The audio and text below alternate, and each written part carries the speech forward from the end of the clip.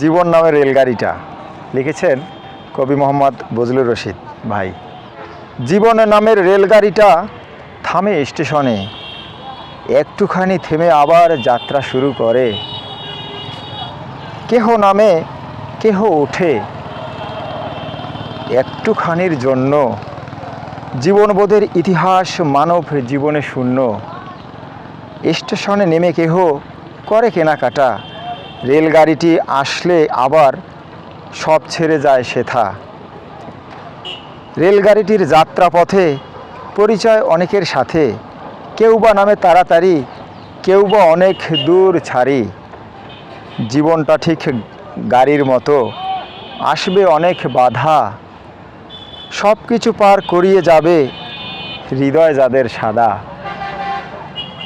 জীবনটা ঠিক গাড়ির মতো, আসবে অনেক বাধা, সব কিছু পার করিয়ে যাবে হৃদয় যাদের সাদা, হৃদয় যাদের সাদা।